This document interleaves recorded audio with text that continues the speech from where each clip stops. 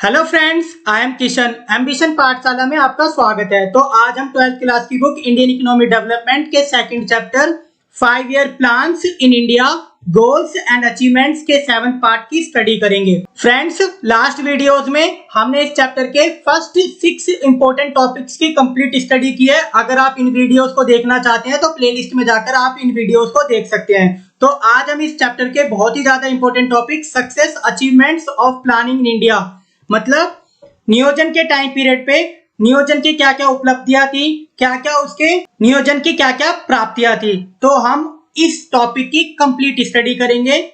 Friends, topic को start करते हैं। सक्सेस अचीवमेंट्स ऑफ प्लानिंग, मतलब जो नियोजन था उसकी क्या क्या उपलब्धियां थी, क्या क्या प्राप्तियां थी, तो उसकी आज हम कंप्लीट स्टडी करेंगे। तो फ्रेंड्स, इंडिपेंडेंस के टाइम पर जो हमारी इंडियन इकोनॉमी थी वो बहुत ज्यादा बैकवर्ड थी, स्टैग्नेंट थी, लोगों का लिविंग स्टैंडर्ड काफी खराब था और प्लस में हमारे जो स्वास्थ्य सुविधाएं थी, शैक्षिक सुविधाएं थी, वो भी बहुत दयनीय स्थिति में थी। हमारा इंडस्ट्रियल सेक्टर, इंटरनेशनल ट्रेड वो भी बहुत अच्छा नहीं था। नेशनल इनकम में बहुत कम इंप्रूवमेंट होता था या तो होता ही नहीं था। तो उस टाइम पीरियड पर हमारी इंडियन इकोनॉमी को एक बिग पुश की आवश्यकता थी। तो उस टाइम पीरियड पर जो हमारे प्लानर थे, इकोनॉमिस्ट थे, पॉलिटिशियंस थे, उन सबों ने मिलकर प्लानिंग कमीशन की स्थापना की। प्लानिंग कमीशन के तहत पंचवर्षीय योजनाओं को लॉन्च किया गया। तो पंचवर्षीय योजनाओं को लॉन्च करने से इंडिया में क्या क्या डेवलपमेंट हुई, क्या क्या सक्सेस हुए, क्या क्या अचीवमेंट्स हुए,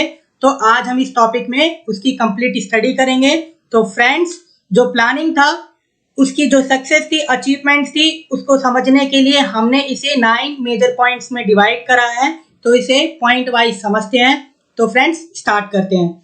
फर्स्ट पॉइंट, इंक्रीज इन नेशनल इनकम, मतलब राष्ट्रीय आय में वृद्धि। तो फ्रेंड्स, इंडिपेंडेंस के टाइम पर या इंडिपेंडेंस से पहले जो हमारी इंडियन इकोनॉमी थी उसके अंदर राष्ट्रीय आय में वृद्धि बहुत कम हुआ करती थी या तो होती ही नहीं थी। तो फ्रेंड्स, जब से इंडिया के अंदर 5 ईयर प्लान लॉन्च हुए हैं उसके बाद से हमारी इंडियन इकोनॉमी की जो नेशनल इनकम है वो कंसिस्टेंटली उसके अंदर इंक्रीज हुआ है। तो फ्रेंड्स, इस पॉइंट को और अच्छे से समझते हैं। Owing to 5 year plans shows consistently increase in national income which indicate economic growth। तो फ्रेंड्स, जब से 5 ईयर प्लान्स लॉन्च हुए इंडियन इकोनॉमी में उसके बाद से हमारी जो नेशनल इनकम है उसके अंदर कंसिस्टेंटली इंक्रीज हुआ है, लॉन्ग पीरियड में इंक्रीज हुआ है। तो इसे इकोनॉमिक ग्रोथ का साइन कहा जाता है, मतलब आर्थिक समृद्धि का। तो फ्रेंड्स, फर्स्ट पॉइंट को देखते हैं। On the time of independence growth rate of national income was 0.5 which shows backward and stagnant economy. मतलब फ्रेंड्स, जो इंडिपेंडेंस का टाइम पीरियड था उस टाइम पर जो हमारी नेशनल इनकम की जो ग्रोथ थी वो 0.5% थी। इसके तहत हम कह सकते हैं उस टाइम पीरियड पर जो हमारी इंडियन इकोनॉमी थी वो बैकवर्ड थी, स्टैग्नेंट थी। वहां पर लोगों का लिविंग स्टैंडर्ड बहुत ज्यादा दयनीय स्थिति में था, शैक्षिक और स्वास्थ्य सुविधाएं बहुत ज्यादा दयनीय स्थिति में थी। Second point, owing to 5 year planning India's national income consistently increase. तो मैंने बताया फ्रेंड्स, जब से पंचवर्षीय योजना अपनाई गई है उसके बाद से हमारी जो नेशनल इनकम है उसके अंदर कंसिस्टेंटली इंक्रीज हुआ है। तो फ्रेंड्स, आप इस चार्ट की हेल्प से समझ सकते हो कि जो हमारी नेशनल इनकम है उसके अंदर कंसिस्टेंटली इंक्रीज हुआ है। तो जो फर्स्ट 5 ईयर प्लान था उसके अंदर 0.6% का इंक्रीज हुआ था नेशनल इनकम में, फिर 0.1% का इंक्रीज हुआ था। तो इसी तरीके से जो 10th 5 ईयर प्लान था उस समय पर हाईएस्ट इंक्रीज था नेशनल इनकम में 7.6, 11th 5 ईयर प्लान में 7.5% का इंक्रीज हुआ था, 12th 5 ईयर प्लान में 6.7% का नेशनल इनकम में इंक्रीज था। तो फ्रेंड्स, जो 5 ईयर प्लान थे उसकी वजह से हमारी नेशनल इनकम में कंसिस्टेंटली इंक्रीज हुआ है, लॉन्ग पीरियड में इंक्रीज हुआ है। तो इससे हम कह सकते हैं इकोनॉमिक ग्रोथ हुई थी, मतलब आर्थिक विकास हुआ था। Second point, increase in per capita income.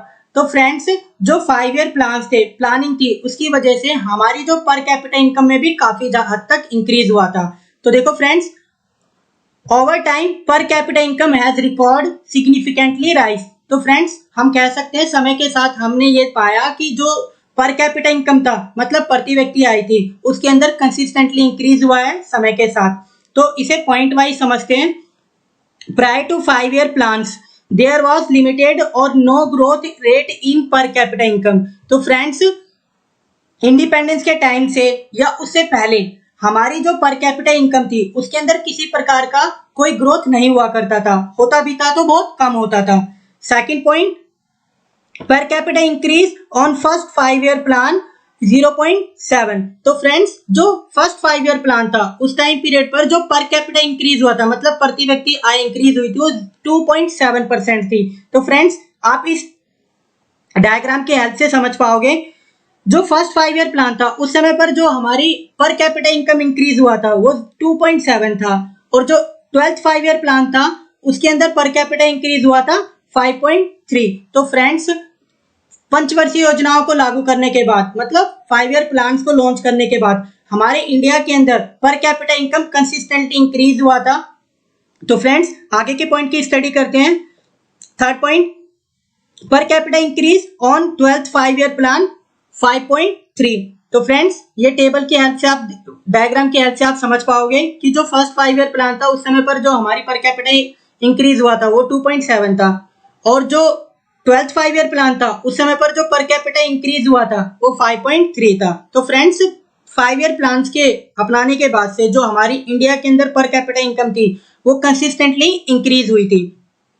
Fourth point, increase in per capita income lead to increase in living standard of people. तो फ्रेंड्स हम इस बात को समझते हैं, अगर लोगों की प्रति व्यक्ति आय बढ़ती है तो उनका लिविंग स्टैंडर्ड बेहतर होता है, काफी अच्छा हो जाता है, वो अपनी बेसिक नीड्स के साथ साथ अपनी कंफर्ट्स की लाइफ को भी एंजॉय करते हैं। Last point, increase in per capita income lead to increase in purchasing power of people.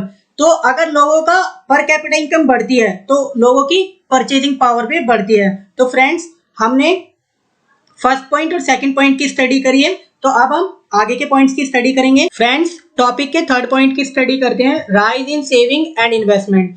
तो फ्रेंड्स प्लानिंग की ये भी एक सक्सेस थी, अचीवमेंट थी उस टाइम पीरियड पर, कि सेविंग के अंदर और इन्वेस्टमेंट के अंदर दोनों में इंक्रीज हुआ। तो फ्रेंड्स इसे और अच्छे से समझते हैं। Saving and investment were identify as key determinant of economic growth in the planning. तो फ्रेंड्स प्लानिंग के टाइम पर यह माना गया कि अगर हमें इकोनॉमिक ग्रोथ करनी है, आर्थिक विकास करना है, तो हमें सेविंग को भी बढ़ाना पड़ेगा, प्लस में इन्वेस्टमेंट को बढ़ाना पड़ेगा। तो फ्रेंड्स सेविंग को बढ़ाने के लिए सेविंग के ऊपर बहुत ज्यादा इंटरेस्ट रेट प्रोवाइड करे गए, और इन्वेस्टमेंट को बढ़ाने के लिए सब्सिडीज प्रोवाइड की गई गवर्नमेंट के द्वारा। तो फ्रेंड्स इसे और अच्छे से समझते हैं point wise. First point, provide high rate of interest to promote saving. तो जो सेविंग थी, बचते थी, उसको प्रमोट करने के लिए, बढ़ावा देने के लिए इंटरेस्ट रेट बहुत हाई प्रोवाइड करा गया, जिसकी वजह से लोग ज्यादा से ज्यादा इच्छा से अपने पैसों को बैंकों के अंदर डिपॉजिट करते थे और उन्हें हाई रेट ऑफ इंटरेस्ट प्राप्त होता था। तो फ्रेंड्स 1969 में 9 पर सभी बैंकों का राष्ट्रीयकरण कर दिया गया था, जिससे लोग अपना अकाउंट बैंकों के अंदर खुलवाते थे, अपनी सेविंग्स बैंकों के अंदर करते थे। उससे पहले जो हमारा इंडिया था उसके अंदर बैंक्स की फैसिलिटीज बहुत कम थी, जिसकी वजह से लोग बैंकों के अंदर अपनी सेविंग्स नहीं कर पाते थे, वो घरों के अंदर हाउस होल्ड सेविंग करते थे, जो कि इन्वर्स इफेक्ट डालता है इकोनॉमी के अंदर। अगर हम अपनी सेविंग्स को बैंकों के अंदर करते हैं तो इससे इकोनॉमी के अंदर एक पॉजिटिव साइन होता है, जिसकी वजह से सेविंग के साथ साथ इन्वेस्टमेंट में भी बढ़ोतरी होती है। तो friends 1951 the rate of saving was 9.5 of national income. तो फ्रेंड्स आप आइडिया लगा सकते हो 1950 और 51 के टाइम पीरियड पर जो सेविंग रेट था वो जस्ट 9.5% था, और जो आज के टाइम पीरियड पे, मतलब 15-16 के टाइम पर पीरियड पे इस्टीमेट किया गया है 32.3% इन 2015-16। तो 2015-16 के तहत एस्टिमेट करा गया है कि 32.3% है सेविंग रेट। तो फ्रेंड्स आज के टाइम पीरियड पर जो सेविंग है वो काफी हद तक हाई है। फ्रेंड्स लास्ट पॉइंट, इन्वेस्टमेंट वर प्रमोट थ्रू सब्सिडीज। तो इन्वेस्टमेंट को बढ़ावा देने के लिए सरकार ने बहुत ज्यादा सब्सिडीज दी थी उस टाइम पीरियड पर। तो फ्रेंड्स इस टेबल की हेल्प से समझते हैं इन्वेस्टमेंट को। इन्वेस्टमेंट रेट तो जो 1950 और 51 था उस टाइम पीरियड पर जो इन्वेस्टमेंट रेट था वो 9.3% था, जो कि बहुत कम था। लेकिन आज के टाइम पीरियड पे 16-17 के टाइम पीरियड के अकॉर्डिंग आज के टाइम पर जो इन्वेस्टमेंट रेट है 30.9% है। तो जो इन्वेस्टमेंट होता है एंड सेविंग होती है, investment and saving increase the circular flow of income. तो इन्वेस्टमेंट की वजह से, सेविंग की वजह से इकोनॉमी के अंदर सर्कुलर फ्लो बढ़ता है, जिसकी वजह से गुड्स एंड सर्विसेज का फ्लो भी बढ़ता है। तो फ्रेंड्स ये थर्ड पॉइंट की स्टडी थी। फोर्थ पॉइंट की स्टडी करते हैं, institutional and technical change in agriculture sector. मतलब फ्रेंड्स एग्रीकल्चर सेक्टर के अंदर इंस्टीट्यूशनल रिफॉर्म्स हुए, टेक्निकल रिफॉर्म्स हुए, मतलब संस्थागत सुधार हुए और तकनीकी सुधार हुए। तो फ्रेंड्स इन सुधारों को करने के पीछे ऑब्जेक्टिव्स क्या थे? फ्रेंड्स इंडिपेंडेंस के टाइम पर जो हमारा एग्रीकल्चर सेक्टर था वो बैकवर्ड था, स्टैग्नेंट था। उस टाइम पीरियड पर जो हमारी कंट्री के अंदर प्रोडक्टिविटी थी, प्रोडक्शन था, वो बहुत निम्न था। तो फ्रेंड्स 5 ईयर प्लान्स के अंदर टेक्निकल रिफॉर्म्स हुए और इंस्टीट्यूशनल रिफॉर्म्स हुए। इसकी वजह से एग्रीकल्चर सेक्टर के अंदर प्रोडक्टिविटी भी बढ़ी और प्रोडक्शन भी बढ़ा। तो फ्रेंड्स इस पॉइंट के ऊपर एक कंप्लीट चैप्टर है आपके सिलेबस के अंदर। तो फ्रेंड्स अभी हम सिर्फ इसका ओवरव्यू करेंगे, इसकी डिटेल स्टडी हम नेक्स्ट चैप्टर में करेंगे। तो फ्रेंड्स पॉइंट को स्टार्ट करते हैं। 5 year plans have contribute to development of agriculture sector in 2 ways.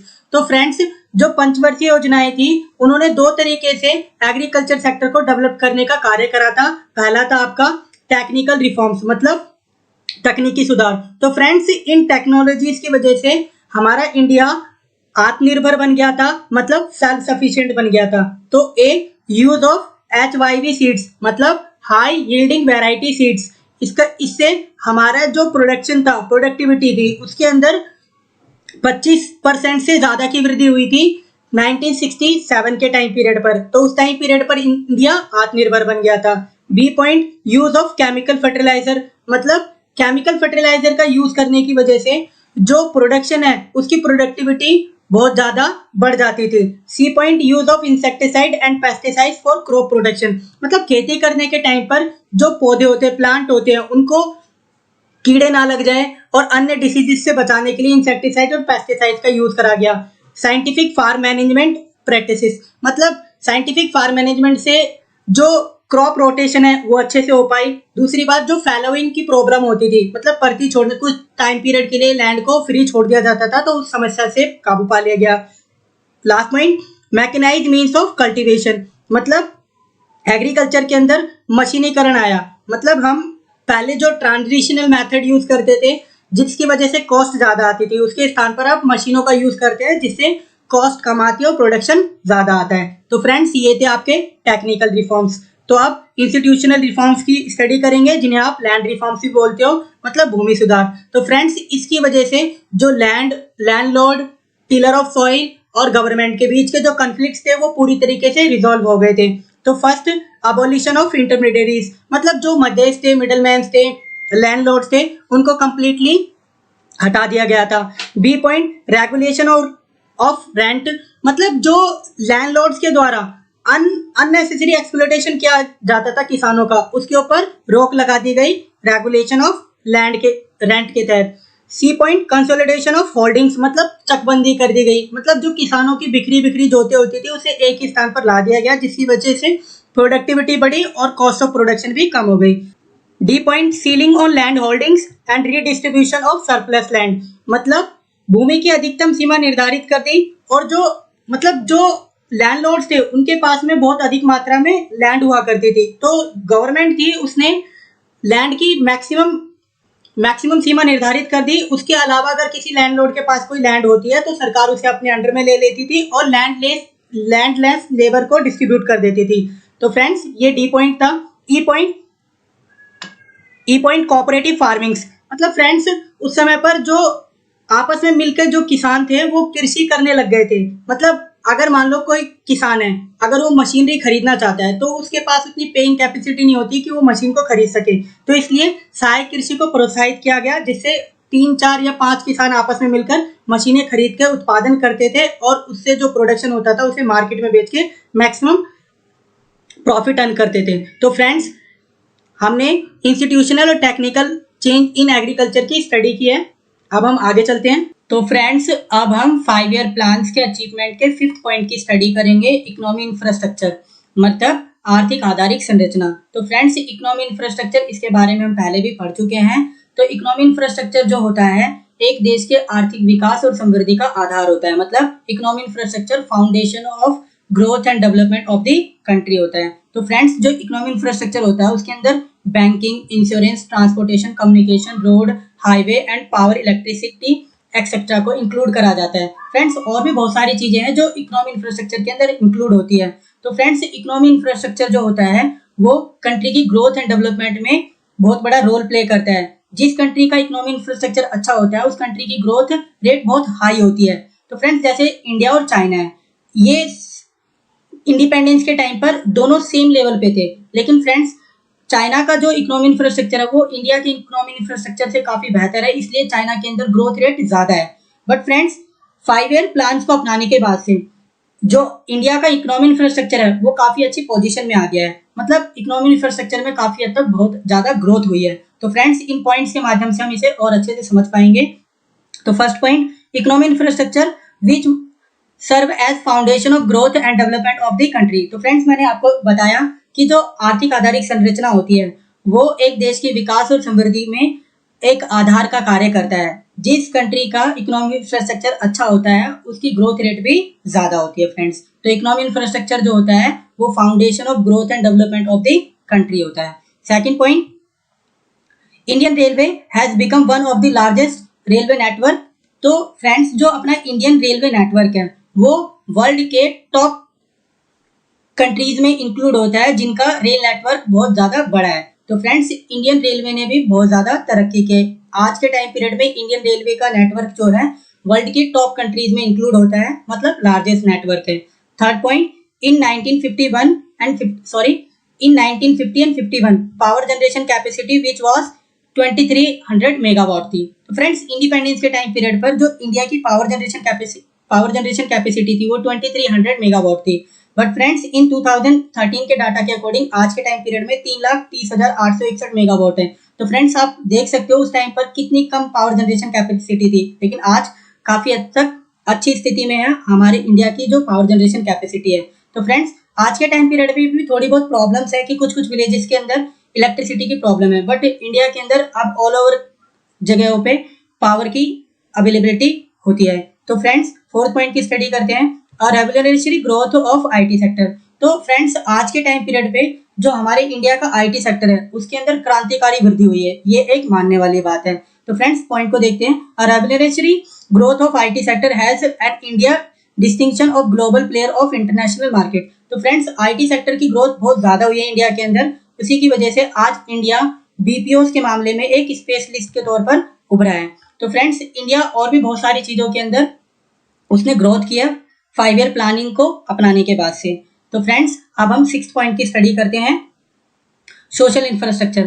तो फ्रेंड्स जैसे इकोनॉमी इंफ्रास्ट्रक्चर एक देश के आर्थिक विकास और समृद्धि का आधार होता है, तो उसी तरीके से सोशल इंफ्रास्ट्रक्चर भी मानव पूंजी निर्माण में, मतलब ह्यूमन रिसोर्स डेवलपमेंट में अपना बहुत बड़ा रोल प्ले करता है। Social infrastructure include school, colleges, hospital, nursing homes.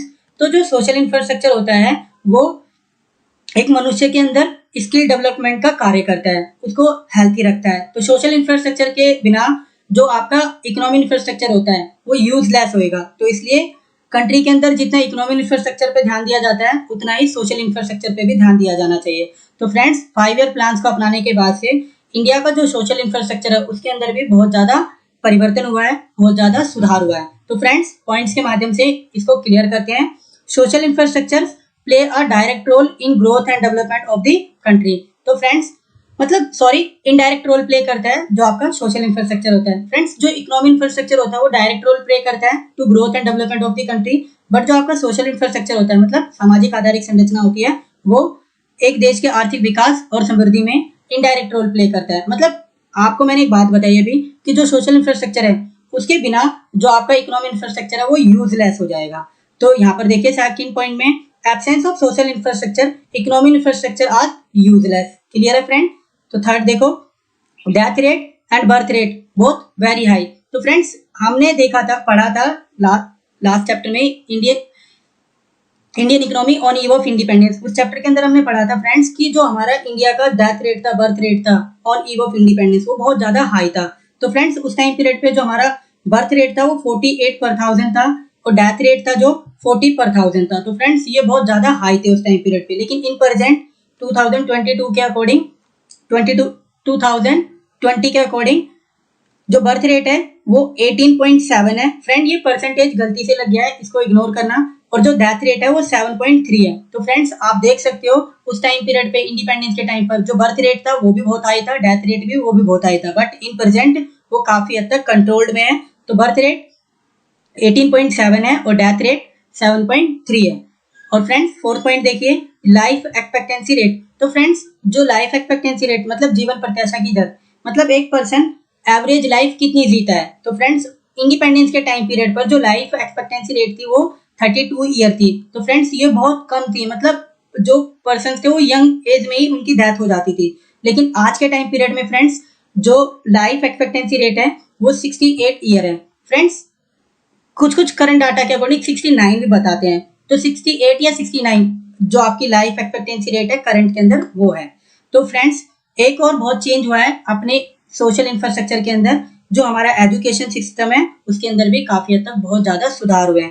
क्योंकि फ्रेंड्स जब हमारा इंडिपेंडेंस का टाइम था उस समय पर जो हमारा लिटरेसी रेट था वो जस्ट 16% था और जो ह्यूमंस का लिटरेसी रेट था वो 7% था। तो मतलब बहुत ज्यादा खराब था उस टाइम पीरियड पर। लेकिन आज का जो लिटरेसी रेट है वो काफी बेहतर स्थिति में है। तो फ्रेंड्स ये 5 ईयर प्लान्स के अचीवमेंट्स के 2 पॉइंट्स थे। अब नेक्स्ट पॉइंट्स की स्टडी करते हैं। तो फ्रेंड्स अब हम 5 ईयर प्लान्स के अचीवमेंट्स के 7th पॉइंट की स्टडी करेंगे, एम्प्लॉयमेंट मतलब रोजगार।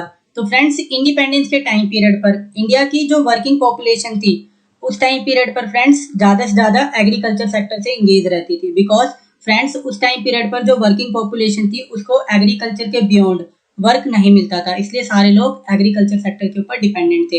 बट फ्रेंड्स जब से इंडियन गवर्नमेंट ने 5 ईयर प्लान्स अपनाए उसके बाद से इंडियन वर्किंग पॉपुलेशन को एग्रीकल्चर के बियॉन्ड भी वर्क मिलने लग गए थे। तो फ्रेंड्स ये एक बहुत बड़ा अचीवमेंट था 5 ईयर प्लान का।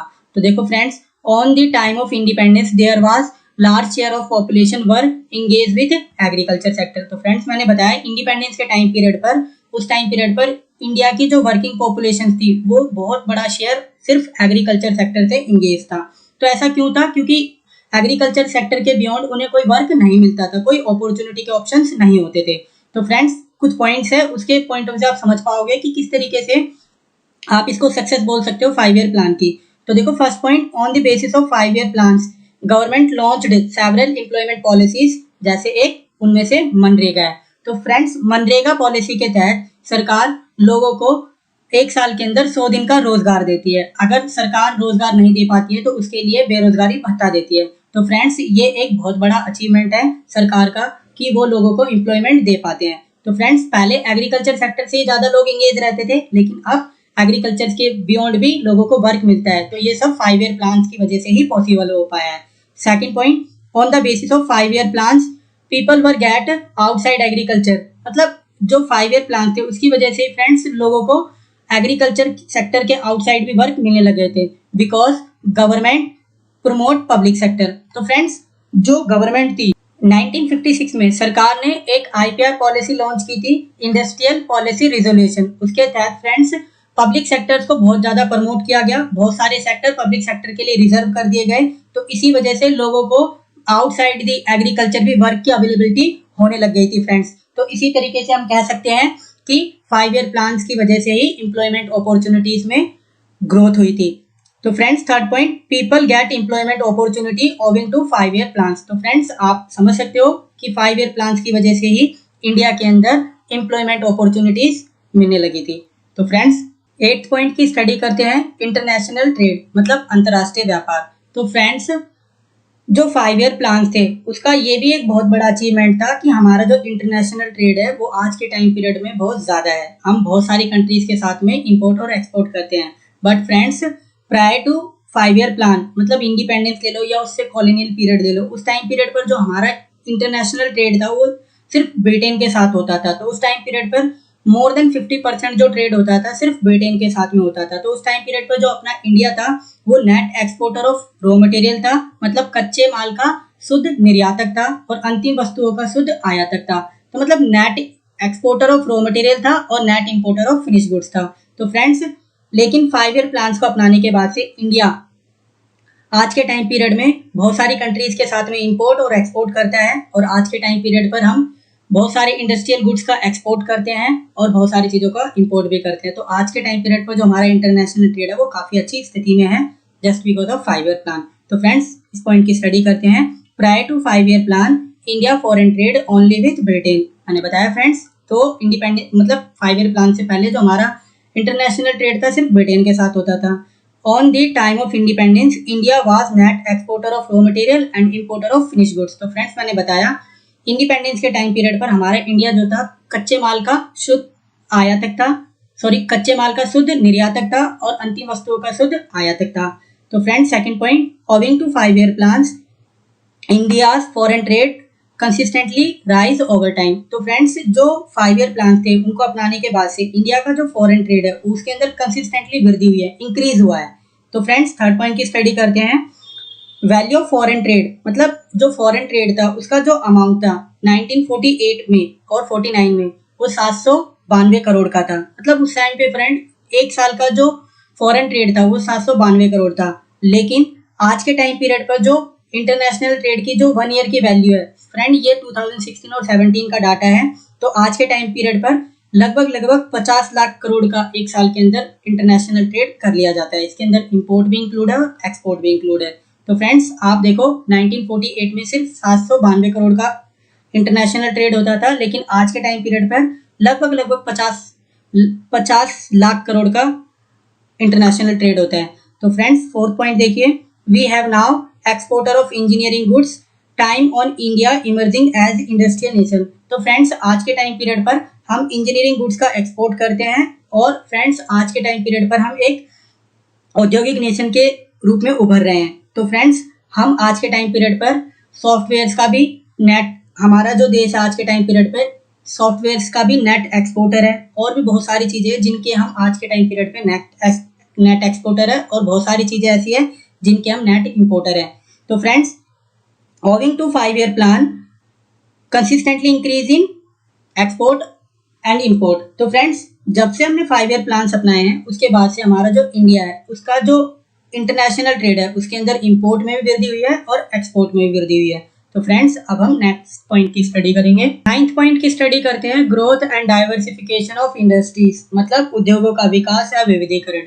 तो फ्रेंड्स जब से इंडियन गवर्नमेंट ने 5 ईयर प्लान अपनाए थे उसके बाद से जो कैपिटल गुड इंडस्ट्रीज थी, मतलब पूंजीगत उद्योग थे, उनकी बहुत ज्यादा डेवलपमेंट हुई थी। ऐसे गुड्स जो दूसरे गुड्स के प्रोडक्शन में हेल्प करते हैं, ऐसी इंडस्ट्रीज को बहुत ज्यादा बढ़ावा मिला था। तो फ्रेंड्स इस पॉइंट को अच्छे से पढ़ते हैं। 5 year plans give a big push to basic and capital good industries. तो फ्रेंड्स जो कैपिटल गुड इंडस्ट्रीज थी 5 ईयर प्लान्स की वजह से उन्हें बिग पुश मिला था। तो कैपिटल गुड इंडस्ट्री होती कैसी है? आयरन एंड स्टील, जो आयरन एंड स्टील है, जैसे मशीनरी है, केमिकल फर्टिलाइजर है। तो ऐसी इंडस्ट्रीज जो दूसरे गुड्स के प्रोडक्शन में हेल्प करती है, तो ऐसी इंडस्ट्रीज को 5 ईयर प्लान्स की वजह से एक बिग पुश मिला था। तो फ्रेंड्स फर्स्ट पॉइंट को देखिए, during the planning period growth rate of industrial production has been around 7% per annum. मतलब जो सालाना ग्रोथ रेट थी इंडस्ट्रियल प्रोडक्शन गुड्स की वो 7% थी। तो फ्रेंड्स ये काफी अच्छी ग्रोथ रेट मानी जाती है, but as compare developed nations तो हमारी जो इंडस्ट्रियल ग्रोथ रेट है वो काफी अभी भी कम है। तो सेकंड पॉइंट देखिए friends, in the 11th 5 year plan industrial production growth rate was 7.2। तो फ्रेंड्स जो 11th 5 ईयर प्लान था उसमें जो इंडस्ट्रियल प्रोडक्शन ग्रोथ रेट थी वो 7.2 थी। तो फ्रेंड्स जब से 5 ईयर प्लान अपनाए तो इंडस्ट्रियल प्रोडक्शन ग्रोथ रेट काफी अच्छी स्थिति में आ गई है। बट फ्रेंड इंडिपेंडेंस के टाइम पीरियड पर जो हमारी इंडस्ट्रियल प्रोडक्शन ग्रोथ रेट थी वो बहुत ज्यादा दयनीय स्थिति में थी। उस टाइम पीरियड पर इंडिया के अंदर कैपिटल गुड इंडस्ट्रीज का अभाव हुआ करता था। थर्ड पॉइंट देखिए friends, consumer goods industries have substantially only grow achieve the level of self sufficiency. तो मतलब फ्रेंड्स जो कंज्यूमर गुड इंडस्ट्रीज है, मतलब उपभोग वस्तुएं उद्योग है, वो आज के टाइम पीरियड पे उस स्थिति को अचीव कर चुके हैं कि हम आज के टाइम पीरियड पर आत्मनिर्भर बन चुके हैं, मतलब सेल्फ सफिशिएंट बन चुके हैं कंज्यूमर गुड इंडस्ट्रीज के मामले में। कुछ गुड्स को छोड़ देना, जैसे फोन हो गए, एक्सेट्रा हो गए, इन गुड्स के मामले में इंडिया अभी सेल्फ सफिशिएंट नहीं है। बाकी कंज्यूमर गुड्स इंडस्ट्रीज के मामले में इंडिया आज के टाइम पीरियड में सेल्फ सफिशिएंट है। फोर्थ पॉइंट देखिए, Indian economy is now ranked 5th largest industrial economy in the world. तो फ्रेंड्स जो इंडस्ट्रियल इकोनॉमी की बात होती है तो इंडिया आज 5th रैंक पे है, मतलब काफी अच्छी रैंक पे है। फ्रेंड्स अगर आपको लगता है कि 5 ईयर प्लान्स के अचीवमेंट में इन पॉइंट्स के अलावा भी कोई और पॉइंट हो सकता है तो आप कमेंट में मुझे जरूर बताना। फ्रेंड्स, अगर आपको हमारे चैनल की वीडियोस अच्छी लगती है तो वीडियो को लाइक करें, शेयर करें, चैनल को सब्सक्राइब करें and for more latest updates please press the bell icon. Thanks for watching.